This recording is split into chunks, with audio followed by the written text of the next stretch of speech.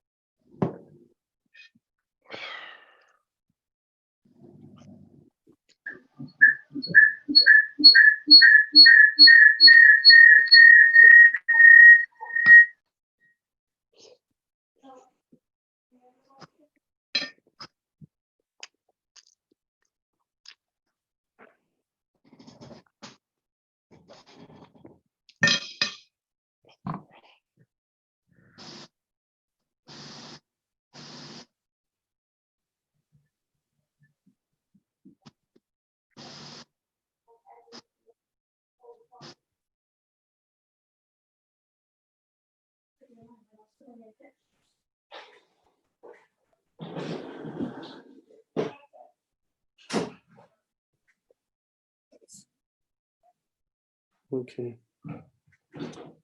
So I think we're going to get started. So welcome everybody to the first of the three-part Hilchos Beis Abchira Shir.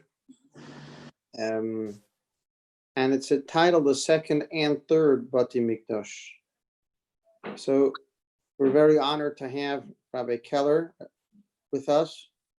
Rabbi Keller is the author of Hilchos Beis Abchira La Rambam Apikis Veyad, and an authority on the building of the Beis Mikdosh, the form of the Beis Mikdosh, and he's going to give us these three shiurim, and we're grateful to Rabbi Keller for joining us, and we hope you all enjoy it. Thank you, Rabbi Cohen, for arranging the shir. So we're going to start with the Rambam in the Hilchos Beis Abchira, especially since the Rambam in the Hilchos Beis Abchira, in the first few halachas, describes the relationship between the Mishkan, the first Beis Hamikdash, the second Beis Hamikdash, and the third. So the Rambam starts as follows: Sefer Shmini, it is book number 8, Sefer Avoda, which is the Sefer of Avoda, deals with the service, how a Yid serves the Eibishter. Hilchos of Teisha, and obviously the focus over here is how one serves the Eibishter through Karbonis. So there are 9 halachos, v'zeu siduron, and this is the arrangement. Hilchos Beis Abchira. The first halachos is the halachos of the house, which the Eibishter selected and chose, which is the Beis Hamikdash. Second halachos, set of halachos in this sefer. Altogether, the Rambam has 83 halachos. He divided the code of the Jewish law that the Rambam compiled by the Rambam Rabbeinu Moshe ben Maimon Hasfardi comprised of 14 books, and in these 14 books, he has a total of 83 subjects. And in our Sefer, there are 9 of these subjects. The first one is about this house, the chosen house, which the Rambam is going to describe what the goal is, who is obligated to build it, and what the shape is, because it has to be a particular shape, a particular format, and how we guard it. The next set of halachos included in this book is Hilchos Klei Mikdosh v'Oivdim Bo. It's the laws of the vessels, utensils that are used in the Beis HaMikdash and those who serve in it. So obviously the Kohanim, they serve, and in order for in other words, not only are we talking about the vessels of the Beis HaMikdash, but also of the garments that those who serve in the Beis HaMikdash are obligated to wear, which obviously includes also the laws of Kahuna. Hilchos Beis HaMikdash, laws that pertain to entering the Beis HaMikdash. First of all, not anybody is allowed to enter the Beis HaMikdash. Even those who enter the Beis HaMikdash, for instance, a Kohen, before he enters the Beis HaMikdash, he has to wash his hands from a particular basin, the kiyar. Hilchos Yisurim Mizbeach, certain things that were prohibited from bringing upon the Mizbeach. Hilchos, the laws of Maisa Karbonis, how we do the Karbonis. Hilchos Tvidin U'Musafin, the laws pertaining to the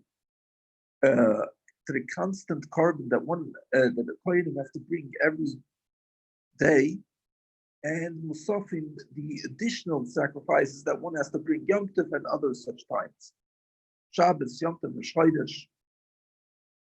Hilchos Psulei HaMikdoshim, the laws of certain animals or items that are disqualified from bringing upon in the Beis HaMikdash. Then there's the Hilchos Avodas Yom Kippurim, the laws that pertain to the service of Yom Kippur, which is a special service, Achas Bashana, which is performed through the Kohen Gadol. And finally, Hilchos Me'ilah. Obviously, one is not allowed to benefit from Karbonis. In other words, the only physical benefit that people derive from it is eating certain Karbonis that are eaten. But those are governed by the laws that the Eibishter regulated. But what happens from, let's say, the part that you have to bring as a sacrifice to the Eibishter? Can you benefit? Can you not benefit? There's a lot of details involved with this, and the Rambam discusses them all in Hilchos Me'ilah. And we're going to focus on Hilchos Beis HaBechira. Now, the way the Rambam is constructed is that the Rambam lists in the beginning of each sefer in the manuscript, you see a little history of the pertaining to the Mishnah Torah of the Rambam. The Mishnah Torah of the Rambam was first printed in Rome the year Reish Mem, which is 540 years ago, approximately, a little earlier than that. So we're talking approximately the year 1480, or prior to 1480. Since then, the Rambam has been reprinted many times, and many of these prints are just following one print from the other. Besides for a few prints that were printed in Spain, the first few Sfarim were printed in Spain. I believe Mada and Ava were printed in Spain, actually twice. But a complete set of the Rambam of Mishnah Torah of the Rambam was first printed in Rome, 1480, and all the other subsequent prints that were printed in Europe afterwards, in Italy, first in Italy and then in Turkey, were reprinted according to that original print. Here and there they corrected certain things, but mostly it was the same. Now, particularly the laws of Beis HaBechira, since it has a lot to do with the shape of the building, so in order to demonstrate exactly how and precisely how The format is the Rambam actually made pictures. Throughout the Codex of the Rambam, there are many pictures and drawings that the Rambam made in order to clarify certain things.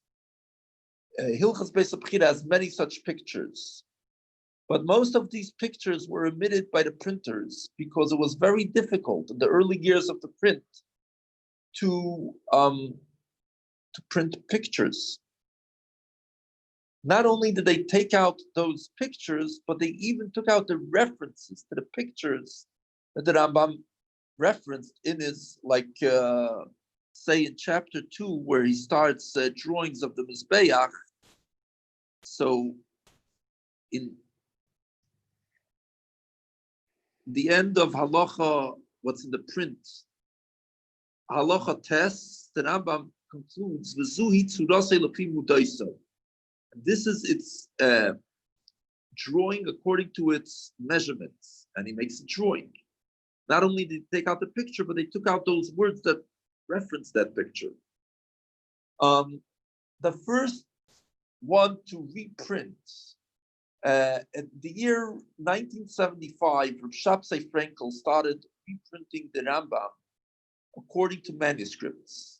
Prior to that, there was only an attempt to reprint one particular sefer according to manuscripts. It wasn't a very precise. He didn't keep so much. He corrected it here and there according to the manuscript, but it wasn't a very precise, and it also wasn't very popular either.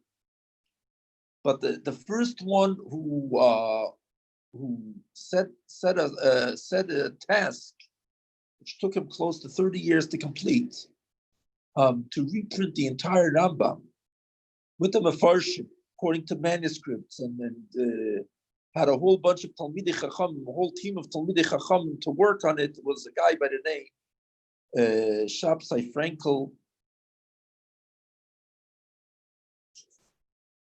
By the year 1991, he didn't yet get to Sefer Avodah. Certain Svarim he printed. He started from Sefer Zmanim, and he took his time, obviously, on making sure that everything came out the proper way. But one thing he did before he started this reprint was retypesetting. Actually, was he got askamas from many Rabbanim, and as a matter of fact, he also approached the Rebbe. I believe he went in Yechidus to the Rebbe and spoke to the Rebbe about it. And the Rebbe gave his askama, and the Rebbe even gave some suggestions, which I don't think were followed. But at the time 1991 came around, the time of the First Gulf War, it wasn't yet printed according to the manuscript, this volume of Sefer Avodah. Sefer Avodah of Shabtai Frankel was published in the year Tafshin Nun Dalet. Kapach, Rabbi Yosef Kapach, who's a scholar who emigrated to Israel, from Yemen, and translated many of the Rambam's works. Many of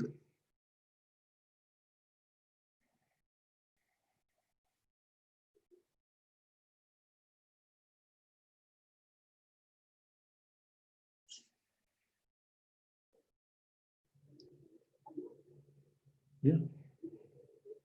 Okay.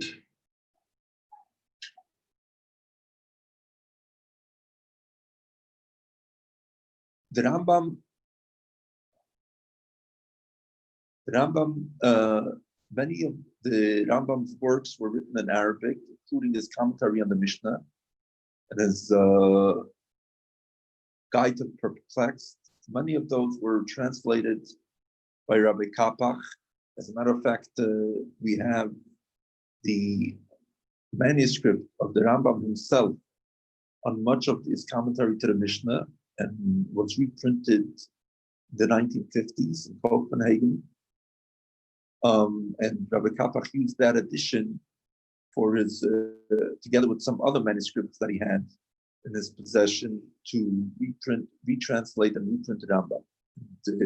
The early 1980s, as the Rebbe instituted the Takana, that everybody should learn Rambam on a daily basis.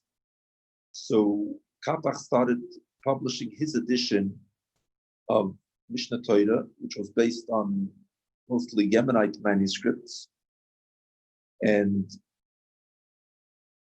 at that time, he was approaching Avodah, but he didn't, in the year 1991, his edition of Avodah didn't yet come out. And at that time, my father, Rabbi Yehuda Keller of blessed memory, was publishing his book, Minchas Yehuda B'Yerushalayim,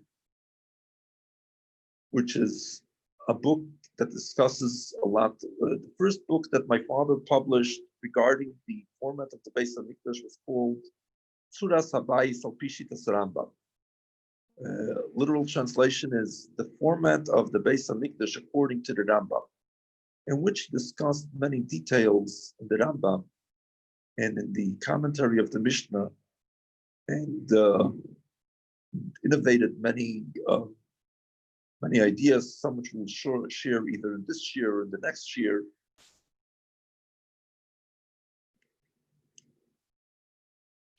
And 2 years later, he gave out a revised edition of that book. Those two were soft cover books. And in the year 1991, he was working on the third book, which is the first one to come out on the hardcover, called Minchas Yehuda B'Yerushalayim. And while he was working on that book, and during the time he was working to figure out the Rambam's Shita, from time to time, he used to send me,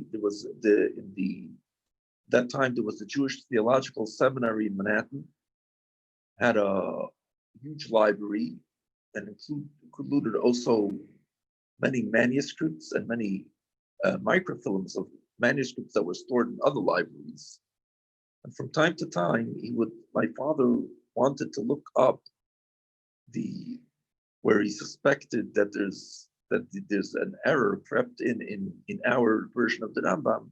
He would send me periodically to the Jewish Theological Seminary to look up manuscripts, and I would bring him back the version of the manuscripts. And I came up with this idea as I was discussing. He told me that he was working on this other book, and he asked me to help him with it, to assist him with it. And I said I had this idea that maybe we should republish the Rambam according to the manuscript, the original manuscript, especially once I discovered that all these pictures were omitted. The first one who mentioned that there were drawings in the Rambam's, in the manuscript of the Rambam, Beis Abchira, was Rabbi Yeshua Manshein. After the Rebbe discussed the candelabra, the menorah, the shape of the menorah, the Rebbe pointed out that according to Rashi, it's a slanted shape. It branched out from the main. There's the main stem. It branched out 6 other stems, and where many drawings they come in a semicircle. According to the Rambam, according to the Rashi, they extend in a slant.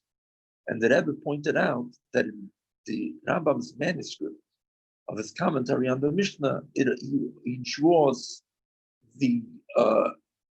those stems of the menorah branching out from the menorah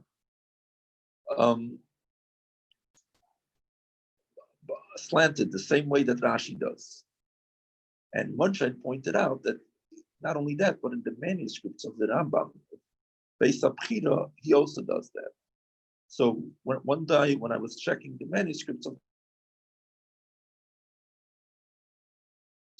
and I published it in the year 1986, and I suggested to my father that we should publish the Rambam according to the manuscript with Mar Mekaymis, with a brief pirush, and with a longer pirush. And my father said, "Go ahead and do it."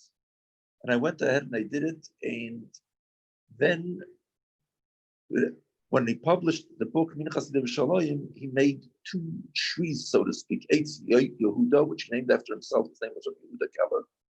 And Eitz Yosef, after myself, my name is Yosef Yitzchak. It's called Eitz Yosef. What's interesting is when my father gave out the first sefer, so before he gave out the sefer, he sent in the Geilis to the Rebbe. And the Rebbe sent out the Geilis, and the Rebbe said, exchange it for, for a printed sefer. So by the time he gave out the third sefer, he figured, okay, it doesn't look like the Rebbe is interested in the Geilis. So he didn't send the Geilis to the Rebbe. And the first thing that he presented the Rebbe was, before we gave it to binding, we managed to bind a few in a soft copy, and he gave a soft copy to the Rebbe.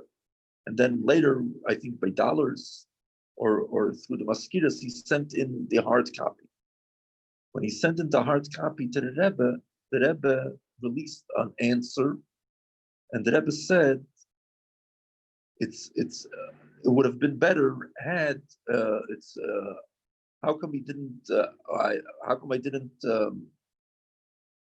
publish? How come my father didn't publish photocopies of the manuscripts which you use? We publish drawings according to the manuscripts. We didn't do photocopies, and specifically from the Rambam's signature. There's 3 different types of signature of the Rambam, and so we said, okay, we'll do that, and then we had a question whether we should republish my section of the Rambam, because what I did since I wanted the Rambam's drawings, we don't have a manuscript of the Rambam himself from his drawings in Beis Abchira, but since many of those drawings are identical to the ones that he has in his commentary in the Mishnah, and from the commentary of the Mishnah we have a manuscript, I figured I'll publish those. However, since Rabbi Kapach published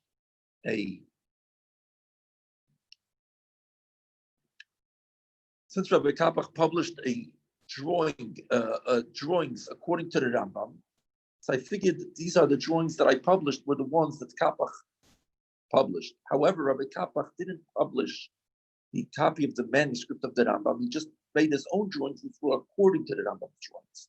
And the Rebbe wanted that we should publish the Rambam's manuscript of his drawings himself. So we asked the Rebbe, does that mean that we should republish the section of the book, which was the laws of the Rambam according to manuscript and commentary, and inserting all in the pictures? And the Rebbe said, yes, go ahead. So Rabbi Gutnick gave funding for the book. My father arranged it, and that was the first print in which printed Hilchos Beis Abchira la Rambam al Pikus V'Yad. It was the first time that was republished according to manuscript since the original time was published. And within a short time later, Krenkel published his edition, and Rabbi Kapach published his edition. So we'll continue now. So the Rambam says as follows: Hilchos Beis Abchira, the laws of Beis Abchira. And the Rambam begins with the pasuk Shalu Shloim. Every sefer that the Rambam begins, there are 14 Sfarim. Each of these 14 Sfarim, the Rambam begins with a verse from Navi or Ksuvim regarding the pasuk. First, the Rambam begins, as every sefer, he begins b'Shem Hashem Keil Olam, in the name of Hashem, the eternal God, and then he continues with the pasuk.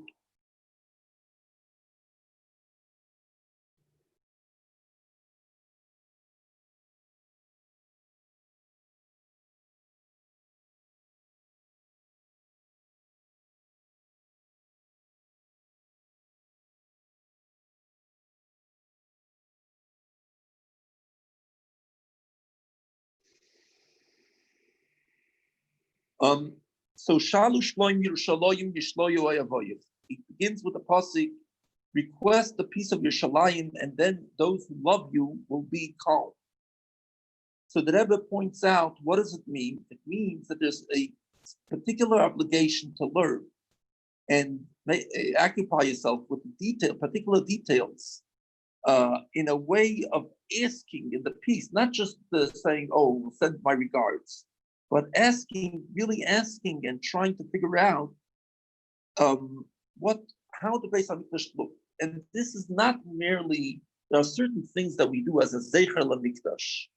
For instance, Lulav, in the times of the Beis Hamikdash, throughout Eretz Yisrael and the world, we would do shake the Lulav and Esrog only for one day. How come, since the Beis Hamikdash was destroyed, we take the Lulav and Esrog every single day of Sukkot? Because although it says in the beginning, that on the first day, one should take the lulav and esrog and the other two species, the myrtles and the willows. It continues, that 7 days you shall rejoice in front of God. And from here we learn that in the Beis Hamikdash we have to rejoice with these arba, meaning not only on the first day of Sukkot, but for all of the days of Sukkot. Rabbi Yechon ben Zakkai instituted that now that we no longer have the Beis Hamikdash, we should continue. We should do all 7 days. We should do this the arba, meaning all of 7 days. Zeicher LaMikdash, as a member of the Beis Hamikdash. There are certain things we do as a Zeicher Beis Hamikdash. So one might think that the fact that we have obligation to study all the laws and particular details of the Beis Hamikdash, it's only a Zeicher LaMikdash. In order we should remember about the Beis Hamikdash. Remember a memory to commemorate something that happened in the past, or in order for practical purpose, in order to know how to build it in the future. Comes the Rebbe and points out that the pasuk Shalu Shloim Yishalom Yishloyeh Vayich teaches us that it's not merely as a memory for something in the past in order to know how to build it in the future, but it's an obligation and a command to build the Beis Hamikdash presently in this time. The main laws of Beis Hamikdash is telling the format of the Beis Hamikdash. How do you build it? What's its measurement? What's the exact format? And the Rambam points out in his introduction to the commentary of the Mishnah, what is the benefit of this? When we build the Beis Hamikdash, we must preserve the exact shape and the exact dimension. In other words, the dimension of the length and the width. Even if we expand the Beis Hamikdash, we have to keep that dimension, because that dimension comes from God, as it says. Everything, when the David HaMelech gave the plans of the Beis Hamikdash to Shlomo HaMelech, it says in Divrei Hayomim that Hakoil Bichsav, everything, David HaMelech tells Shlomo, everything is in writing, Miyad Avaya, in the name of God, Allah Yiskil, upon me, the intellect was given to know exactly how to do it. So since the commandment to rebuild the Beis Hamikdash is a mitzvah that is upon Yidden, therefore the format of the Beis Hamikdash was explained in a way that it's similar to the building that will be B'yedei Adam. What's interesting is that we know that the Beis Hamikdash is going to come. We're going to discuss it soon in more detail, whether the Beis Hamikdash has to be built by man or the Beis Hamikdash will come down to heaven. And the Rebbe says that they're both correct. The Beis Hamikdash, the third Beis Hamikdash, will be built by heaven, yet there's a particular part of it that will be rebuilt by man. So what's interesting is, we know that Torah loy b'shamayim, Torah is not in heaven.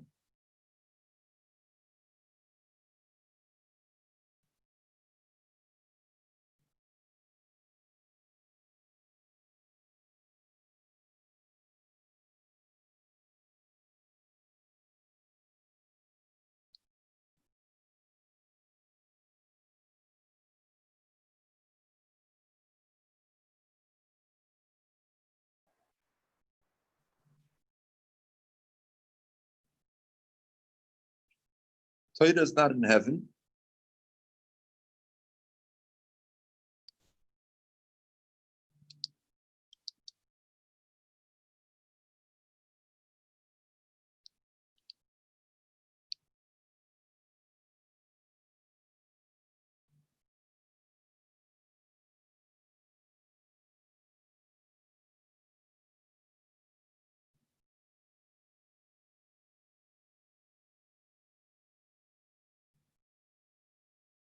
Torah is not in heaven, and so therefore the one who determines how to build the Beis Hamikdash is us.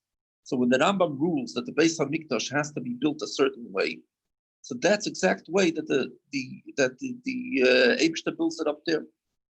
And from time to time, you have Talmidei Chachamim, scholars, who discuss the Rambam and try to figure out the Rambam.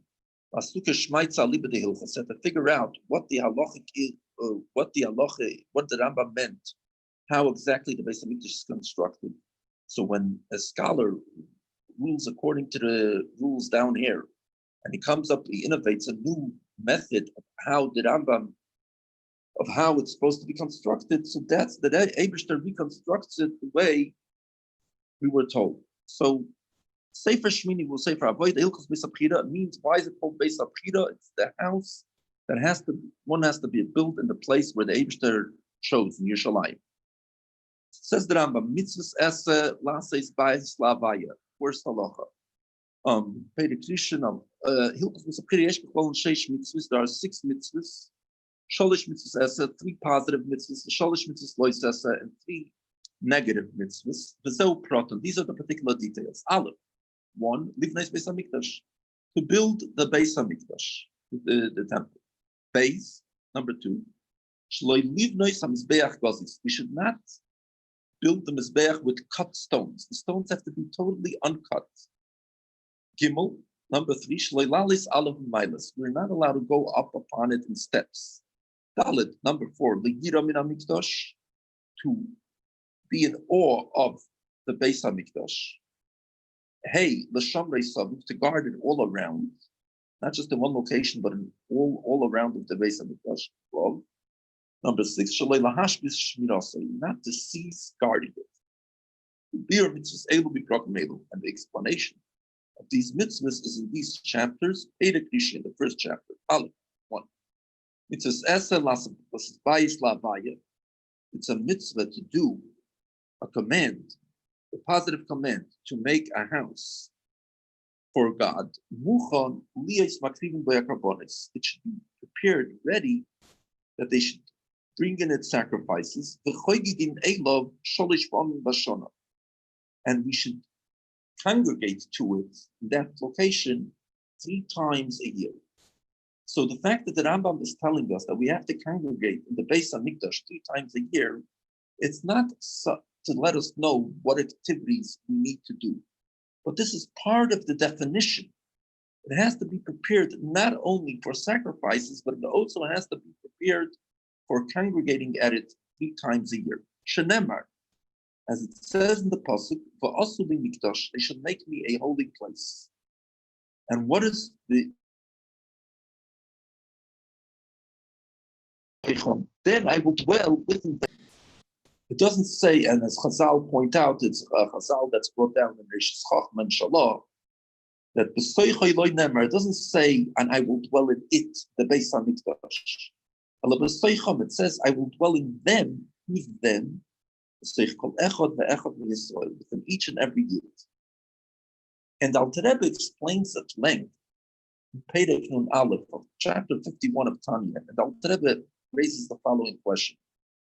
What does it mean when we say that there's one physical location where God dwells? Isn't God located in the entire world?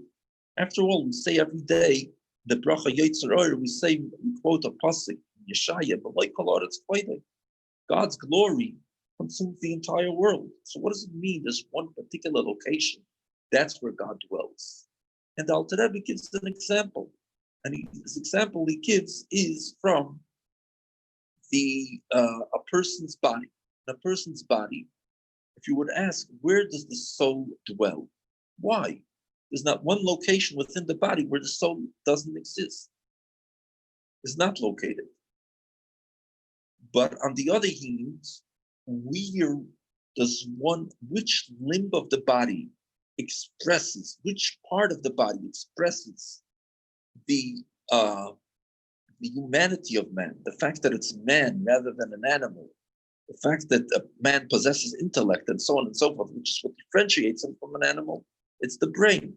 Not only that, but the intellect, the soul, the spreads from the body throughout the entire, from the head, brain throughout the entire body. The same thing, there's one location in the world where God's holiness is revealed in a most revealed manner, which is the Beis Hamikdash. And the Rambam continues, Mishkan Sha'asa Moshe Rabbeinu. It is already explicitly mentioned in the Torah, the shape and the dimensions of the Mishkan which Moshe Rabbeinu did. However, it was only temporary, which would answer the famous question, how is it possible for Shlomo HaMelech, who was a great man, a great wise king, how is he able to build the Beis Hamikdash differently than the Mishkan of Moshe Rabbeinu? Although we quoted earlier a verse that says in Divrei Hayamim, where David HaMelech tells Shlomo that Akol Bichsav Yadavai Alai Hiskir, everything I have written down, the plans. David HaMelech gave him written plans of the Beis Hamikdash, and he said, this was handed down to me from God. However, the Rambam already rules in the laws of the Sodei HaTorah, the basics of the Torah, that a prophet is not allowed to change anything. Once the Torah was given to Moshe Rabbeinu, even a prophet cannot change any detail. So with this, the Rambam answers that the Mishkan to begin with was merely temporary. The Mishkan was given in the desert, and in the desert they didn't have one particular place where the Mishkan was fixed, but the Mishkan would travel with them. So the Mishkan to begin with was given to them only for a temporary basis. And how do we know that? Says Rashi, it says the Rambam Shenemar, because it says in the pasuk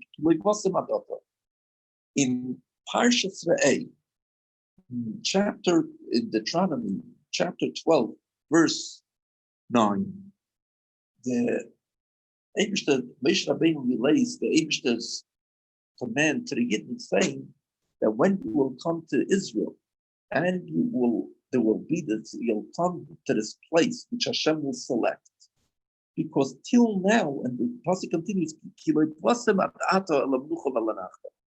till now you did not come to the you did not come to the inheritance and the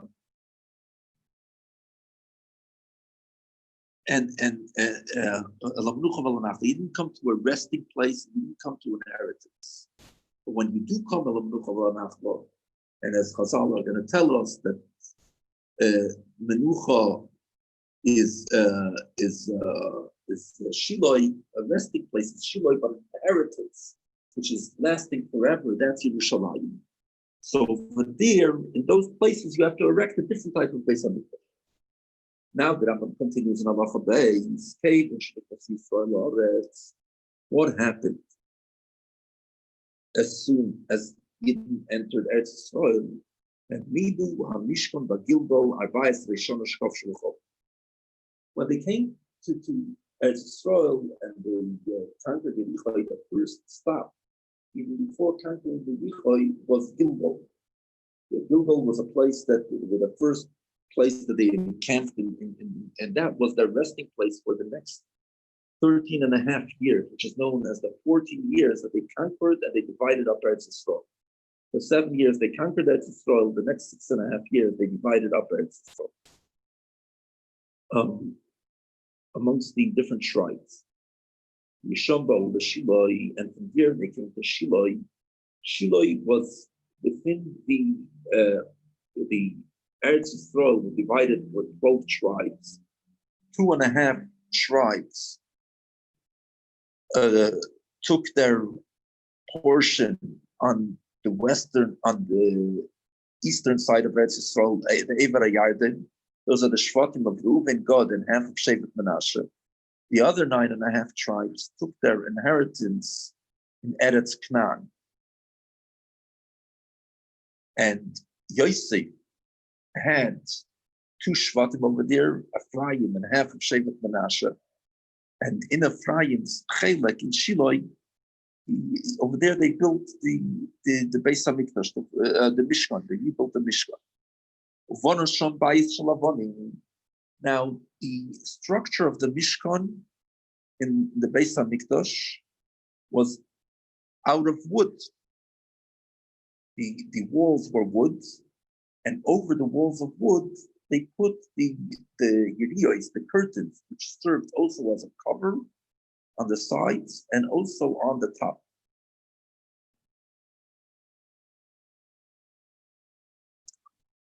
So Rambam says, they built over there a house of rock, and they spread over the curtains of the Mishkan over it. There were no beams over there. For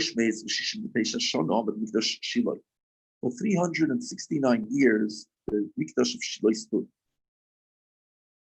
Till when did it stand? Till Eli passed away. At the time Eli passed away, there was a war between the Plishtim and the Yidden. The Araim of the where the luchas were kept was not supposed to. They were not supposed to take it along with them to war. This time they did take it along with them to war, and the Yidden lost, and the Aron was captured. The whole story how the Aron got back to the Yidden. But during this time, Shiloh was destroyed. Once Eli died, Chorav was destroyed, and they came to Noib. The reason they came to Noib because there were a lot of Kohen there. And they built over there a Beis Hamikdash. Once Shmuel died, Chorav, Noib was destroyed, especially after Shaul killed 85 of the Kohenim when he was persecuting David HaMelech. And one day David was a refugee. And he comes to Noib and he asks them for the Lechem Aponim, and they give him that. And when one of Shaul's henchmen informed Shaul about the fact that the Kohen gave it to the Lechem Aponim to David, although this Kohen was the Kohen Gadol, as a matter of fact, at the time, he was not at fault because he didn't even know that there's any fight between Shaul and David. It wasn't public knowledge. And yet he destroyed it, and they went to Givoin, and they built a Mikdosh over there. And from Givoin they came to the eternal house, the Beis Hamikdash. The days of Noib Givoin were 57 years. The Rambam continues in Allah Gimel.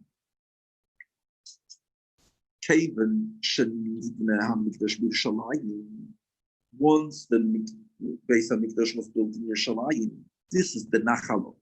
This is the inheritance in which God desired to.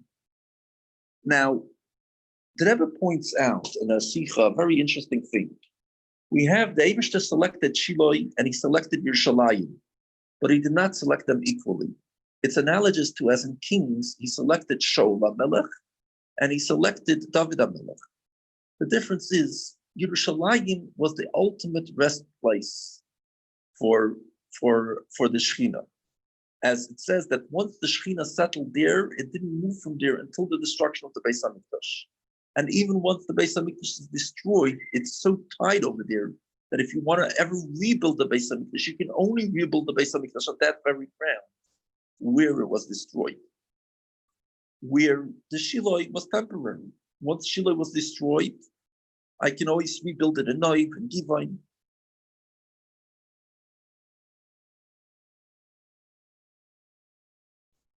So once the Beis Hamikdash in Yerushalayim was built, says the Rambam in Halacha Gimel, Masru Kol HaMakoymes Kulon, all other places were prohibited, Livnois Ohen Bayis Lavaya, to build in them a house for God, Lahakriv Ben Korban, and to bring there a sacrifice. And there is no house for God for generations to come, for eternally till our time, only in Yerushalayim, and within Yerushalayim itself, only in Mount Moriah, which is the mount that what we call now Temple Mount. However, when they built the Beis Hamikdash in Shiloh, the other places were only prohibited for the duration of while Shiloh lasted. But once the Beis Hamikdash in Shiloh was destroyed, they were able to put up a Beis Mikdosh in Noiv and Givoy. But once the Beis Mikdosh was built in Yerushalayim, all the other places were prohibited even after Yerushalayim will be destroyed. Shenemar, as it says, Shabon Nemar, that in it says, by Yomer David, and David says, Zehu Beis Havaya Elikim, this is the house. Once he selected, when David HaMelech came to Yerushalayim, he saw this guy, Aravna Hayavusi, that he had a field, and he was threshing his wheat. And he said, this is a place which is deserving of the Beis HaMikdash, as we'll learn in Perek Beis, that the Mizbeach, the altar, had a precise location where it needed to be done, which was the exact precise location where Adam Rishon brought the Mizbeach, and where Avram Avinu brought Yitzchak for the Akedah. So when he saw that place, he said, okay, and he bought it off. And after he bought it off, David the Melech said, this is the house of God the Lord, because this is the Mizbeach for sacrifices for the Jewish people. And also says another pasuk, this is my rest forever and ever. And so from Zeh Beis Elikim, we know that the other places were prohibited to build my house for God.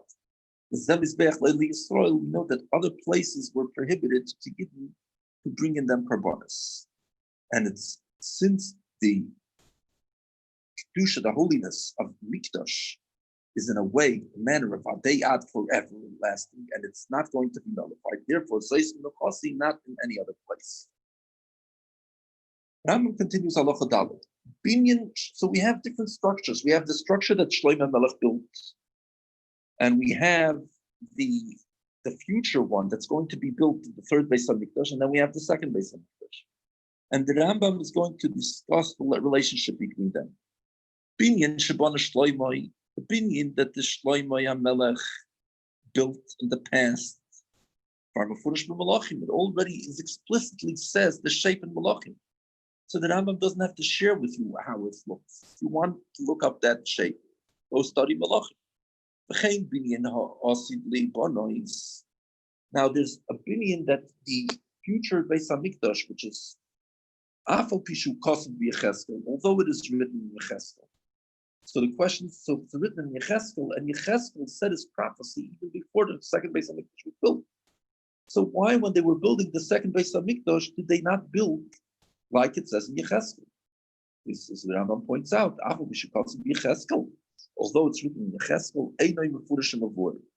it is not explicitly explained. When you learn Yecheskel, it's very difficult to understand. That's why you'll see Rashi interprets it one way, Radak the other way. There's many other Mefarshim, and almost every other Mefarsh interprets it different ways. But Taisus Yom Tov has a work on it called Surah Sabayis on the Beis HaMikdash Shlishi. I just want to point out one thing now that we're discussing the third Beis HaMikdash. Maybe in the future installments we'll have a little more time to delve into it more deeply. But one of the things that we know that in the Beis HaMikdash, we'll soon learn in Halacha Hey, that the Beis HaMikdash had in front of the temple, there was a yard. It was an azara. And in the third Beis HaMikdash, there's going to be a few offices, a few yards, so to speak, a few offices that are large enough. One of them, the dimensions is given in Yecheskel that it's 50 by 100 amas. Amma is 1.5 feet, so it's approximately 150 by 75 feet. Not quite, because an amma is a little more than 1.5 feet.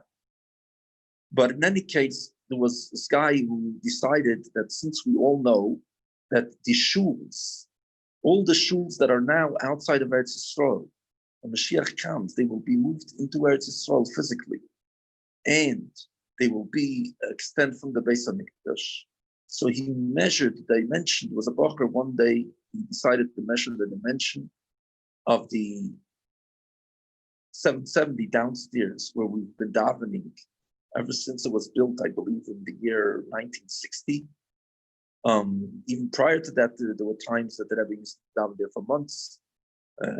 But definitely since 1960, when we built the walls around it, and slowly but surely they magnified it a little bigger and bigger and bigger. But I believe the last time they magnified it was somewhere in the early 70s. And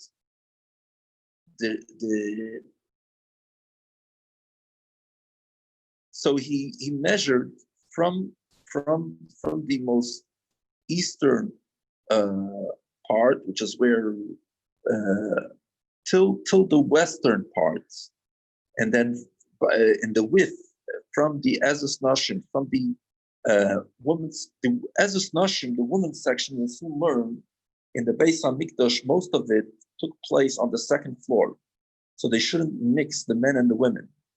So that's the way in many shuls in Europe, and even quite a few in America, Ezus Nashim was on the second floor. And likewise, in 770, the Ezus Nashim, the women's section, there's actually two women's sections, one on Kingston Avenue, one on Eastern Parkway, and they're both raised from the floor of 770. So he measured in width from one Ezus Nashim to the next, and in length from the eastern part to the western part, and it came out the exact dimension of that office, so to speak, which is 100 by 50 amma. So it seems that that's which is in the western part of the Azara. So it seems that that's where it's going to be located. Well, that's where 770 is going to be located.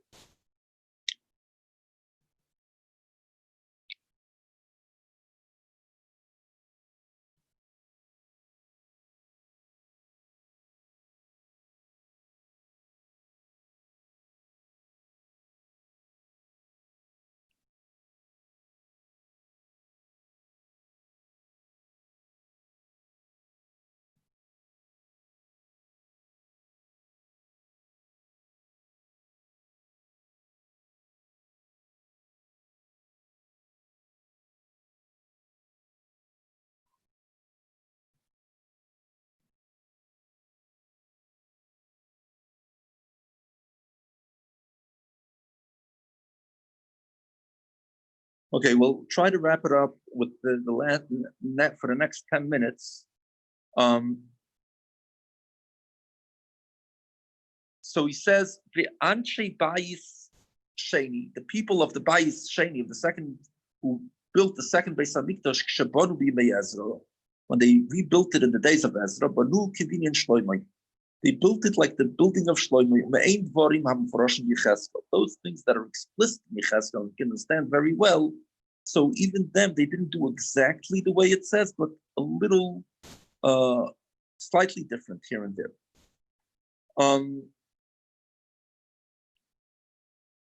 So I believe Rabbi Cohen, who's organized this year, I sent him on a WhatsApp from a book by Rabbi Levanoni. There's a rabbi by the name Dov Levanoni. He made a model of the second Beis HaMikdash, which is pretty precise according to the Rambam. There were many models of the second Beis HaMikdash, but he made one that was according to the Rambam. As a matter of fact, the last day before the Rebbe had a stroke, the last Sunday, the day before the Rebbe had a stroke, so he came to present. My father was very friendly with him since my father had published a sefer on the Beis HaMikdash. He was working on his sefer on the Beis HaMikdash, and my father became friendly with him, and he invited him to present his model to the Rebbe. So we waited for hours. There were a lot of people then going in Crown Heights for dollars, the usuals. There were a whole bunch of Vishnitz Chassidim. Since the Vishnitz Rebbe came to make a magbis with Shabbos Shkolim, he made a magbis, and it was Sunday. They figured, Sunday we'll go to dollars to the Rebbe. In the afternoon, we came to the Rebbe, my father, myself, Rabbi Levanoni, and led in from the back door of 770. And we presented the model to the Rebbe. The Rebbe looked at the model and pointed at the Mizbeach at the ramp of the Mizbeach, and he said,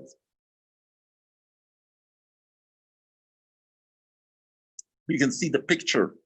I believe Rabbi Cohen posted it somewhere. I sent him a picture.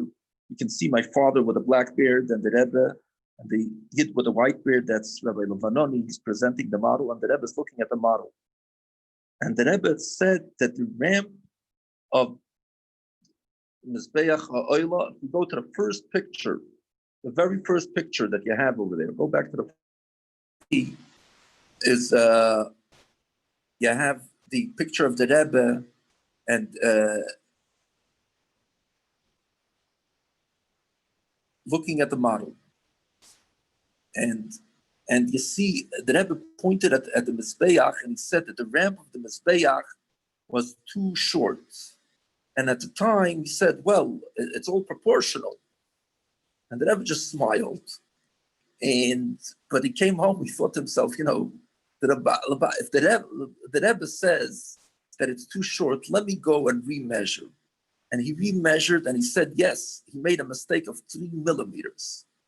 It was the only particular item that the Rebbe commented on him. All the other details, the Rebbe did not say one thing that needs to be fixed, which he takes as an agreement to his interpretation of the Rambam.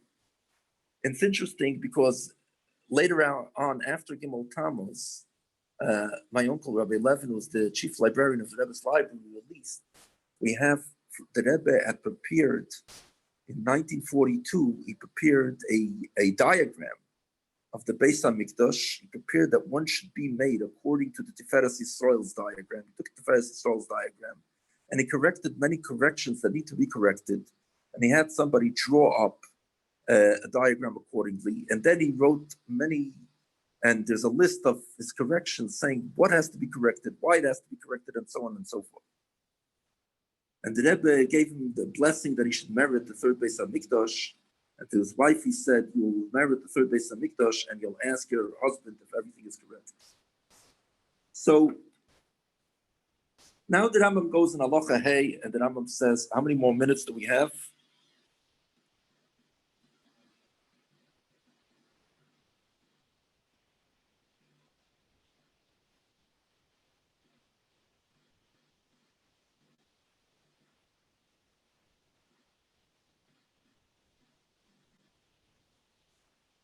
So we have 5 more minutes. We're going to try to do Halacha Hey. These are the things which are a mainstay of the binyan bayis. And you can see in the page that begins a description of the second temple. You can see a general, page 1. You can see actually it's page 15, it's diagram 1. You can see an overview of the Beis Mikdosh. You can see the tall building. That's the Heichel that the Rambam is going to mention. Let's go in. There's a holy and holy and holies, and both the holy and holy and holies are in this big tall building that we see on the west. What you're facing is the west, and the front of the picture is the east. The front is the west, and what's facing you is the east.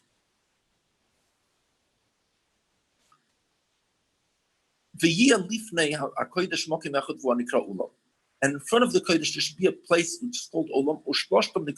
All 3 of them called Heichel, because all 3 of them go up to the height, as we'll soon see, to the height of 100 amas, which is approximately 150 feet. And they make another wall around the Heichel, distant from it. The outer wall that you see, obviously you'll only see the northern and southern side and the eastern side. The western side of that wall is hidden behind the Heichel. So Heichel means a palace. So that when we say Heichel, the palace, we're talking about all 3 parts: the Kodesh, Kodesh HaKadoshim, and the Ulam. So distant from it. Ke'ein kalei achotzer, similarly to the mechitzos that were the of the yard, which were in the midbar. Everything surrounded in this wall, which is similar to the yard that existed already in the Mishkan of the oil mayit. This is called Azara. And all of that is called Mikdosh. The structure that you see in the front, this structure is called the Ezes Noshim. And you'll see in each corner of it, you have a little office. That's Ezes Noshim. The Rambam is going to discuss in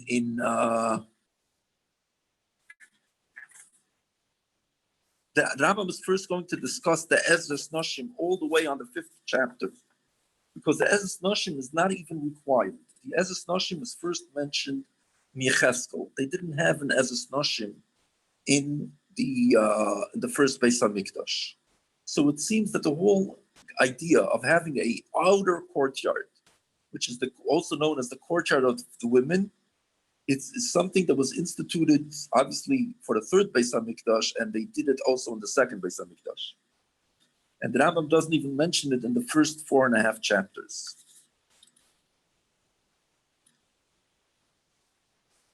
The Rambam continues,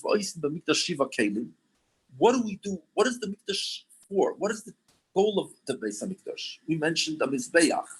So this is going to be the first item that Rambam mentions, Mizbeach la'olam l'shar karbonis. So we make a total of 7 kelim, 7 vessels. We make an altar for oila. It's known as Mizbeach ha'oila. Oila is the sacrifice, which is completely, total sacrifice, that all of it is sacrificed for the Eibishter, the whole animal. We cut it into pieces and we separate the head from the rest. And then we take out the kishkas and then we burn it all on the Mizbeach. L'shar karbonis. And also, the altar also serves for the other karbonis. The kevesh, and a ramp. Sha'olim by the Mizbeach, with which you go up to the Mizbeach. Remember, we mentioned that one of the mitzvahs is you cannot go up with steps on the Mizbeach. Since you cannot go up with steps on the Mizbeach, so you have to go up with a ramp. Where's the location of the Mizbeach and the ramp? In front of the ulam. It's not in the center, but it's more towards Darim, more towards the south. And later on in Perek Gimel, in Perek Beis, in the 2nd chapter, the Rambam is going to tell you precisely.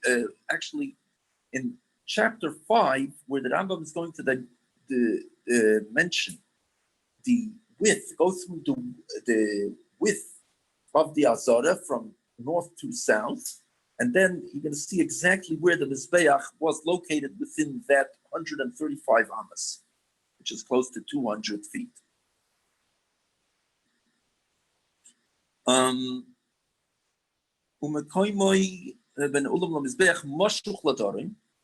It is Vikir V'kanoi, and we also have a wash basin and its basis, from which the kohanim sanctify their hands and their feet by washing them before the service. And its location, between the ulam and the mizbeach, it's more towards south. Usually when you're in shul, you're facing the east. When you're facing the east, Darim is always on the right. But when you enter the Beis HaMikdash is in the west. So the Darim south is going to be to your left. We're going to conclude the first segment of the shir with this halacha, and we'll continue in Mirz Hashem next week. And I want to thank everybody for coming and Rabbi Cohen for organizing. Thank you.